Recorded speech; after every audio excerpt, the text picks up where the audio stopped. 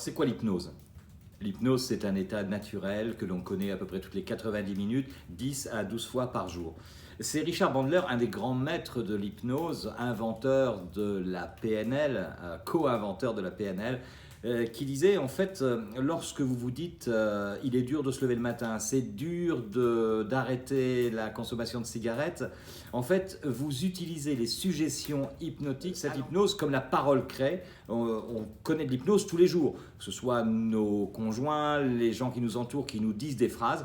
Et bien finalement, ça c'est de l'hypnose. La télévision, bien sûr, la publicité, on connaît l'hypnose. Alors finalement, c'est quoi l'hypnose? Je dirais que c'est avoir les outils d'autonomie pour nous sortir d'une torpeur. C'est un état d'hypervigilance qui va nous permettre finalement d'être autonome.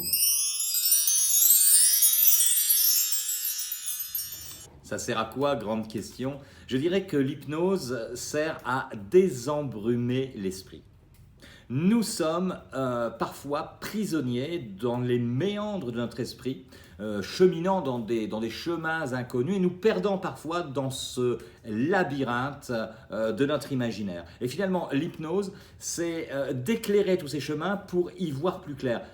J'ai l'habitude de dire que au-dessus des nuages, il y a toujours le soleil. Donc gardez bien cette image d'un monde embrumé où parfois on tourne en rond, on ne sait pas ce qu'on va faire et l'hypnose va nous permettre de nous élever au-dessus des nuages, je dirais d'éclairer. Finalement, on est un peu dans la pénombre, dans l'obscurité et on ne va pas se battre contre la pénombre ou l'obscurité, on va simplement éclairer, mettre plus de lumière. Effectivement, on ne se bat contre rien, on va définir un objectif et donner à la personne que l'on accompagne, ou soi-même avec l'auto-hypnose, nous donner les moyens de réaliser cet objectif. Donc ce n'est pas un combat, mais c'est vraiment un chemin d'évolution. Qu'est-ce que c'est que la méthode JIA? C'est le jeu d'imaginaire augmenté, J-I-A. Le jeu, c'est l'essence de la créativité.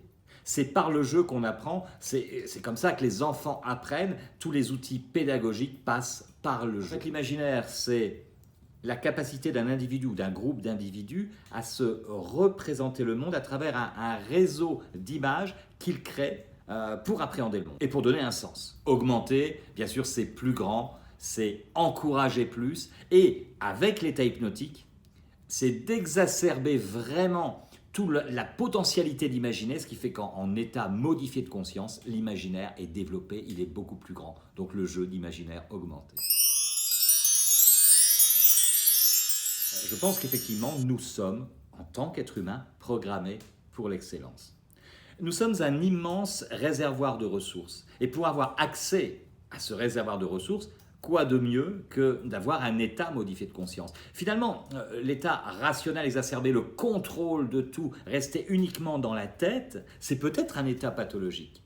L'état hypnotique permet, si vous voulez, au champ de conscience, 5 à 9 informations à la seconde pour le champ de conscience, de travailler avec l'inconscient, 8000 informations à la seconde, 2 milliards d'actions biochimiques à la seconde, de pouvoir travailler ensemble pour accéder aux ressources. C'est ce mix-là qui fait qu'on a un état ressource finalement. Un état beaucoup plus créatif pour l'être humain. Donc oui, nous sommes programmés pour l'excellence. Pourquoi le jeu? Alors je l'ai dit tout à l'heure, c'est qu'effectivement c'est un moyen d'apprendre des choses. Le modèle de l'enfant, c'est intéressant. L'enfant travaille, apprend par le jeu, dédramatise des situations par le jeu. Quoi de plus traumatisant finalement que de changer d'école ou de rentrer à l'école, d'aller vers l'inconnu? L'enfant sait parfaitement le faire, alors qu'un adulte aurait beaucoup de mal à le faire, et on le voit dans les cabinets, ces adultes qui ont du mal à appréhender le changement, l'enfant le fait naturellement, il a une résilience extraordinaire à partir du moment où il va se plonger dans le jeu. Nous avons joué toute notre enfance, mais un jour, et je dis toujours peut-être c'était un mardi, nous avons mis un costume d'adulte et là nous nous sommes pris au sérieux et nous avons beaucoup de mal aujourd'hui à jouer. C'est pour ça que l'on propose dans la méthode JIA de jouer avec la personne, d'avoir une conversation conviviale basée sur le jeu.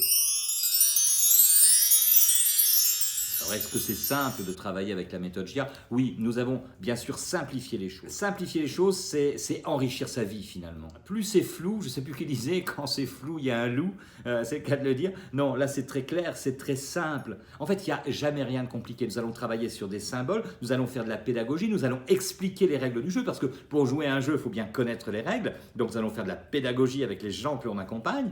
Et puis, nous allons simplement jouer à ce jeu. Vous savez, finalement, envoyer un homme sur la Lune, ça peut paraître compliqué, mais finalement, ce n'est qu'une succession d'étapes simples mises bout à bout. Et c'est exactement ce qu'on fait dans une séance d'accompagnement en méthode JIA, dans le jeu d'imaginaire augmenté, c'est de faire les choses simplement, étape par étape, pour répondre à l'objectif de la personne qui est venue nous voir.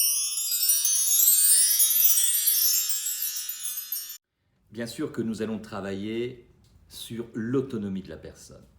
L'être humain est programmé pour l'excellence et en méthode JIA, nous sommes complètement acteurs de notre transformation, que ce soit en auto-JIA, en auto-hypnose ou en étant accompagné. C'est la personne qui est dans l'état modifié de conscience, qui va faire les visualisations, qui est actrice de ces transformations. Je l'ai dit tout à l'heure, nous ne nous battons pas contre quelque chose, mais nous éclairons la route pour amener la personne ou nous-mêmes à réaliser son objectif. En fait, nous sommes équipés d'un super ordinateur. Notre cerveau, c'est un super ordinateur, mais on n'a jamais appris comment s'en servir. Alors, avec l'explication de la méthode JIA, d'une simplicité enfantine, on fait les choses comme les enfants, c'est-à-dire que nous faisons en méthode JIA les choses sérieusement sans nous prendre au sérieux, avec des résultats époustouflants. Donc, nous allons apprendre à nous servir de ce super ordinateur. En utilisant uniquement les symboles, nous ne sommes pas des psychologues, nous ne sommes pas des psychiatres, nous ne sommes pas des psychanalystes, nous n'avons pas besoin d'expliquer, nous avons besoin simplement d'éclairer la route puisque l'expert de nous-mêmes, c'est nous-mêmes. Donc, ce qu'on a créé, on est capable de l'enlever tout simplement. Et avec cette méthode JIA, c'est d'une simplicité extraordinaire. La méthode JIA, c'est une méthode simple, efficace, ludique, qui est facile à apprendre. Tout le monde peut apprendre cette méthode. Que vous soyez bien sûr déjà professionnel, praticien dans l'accompagnement, ça va vous donner des outils supplémentaires, enrichir votre pratique, vous permettre de sortir un peu des sentiers battus. Mais si vous êtes complètement novice, mais que vous vous intéressez à l'être humain, à votre entourage et à vous-même, vous allez apprendre les outils qui vont vous permettre d'éclairer cette route intérieure pour vraiment accéder à toute votre excellence.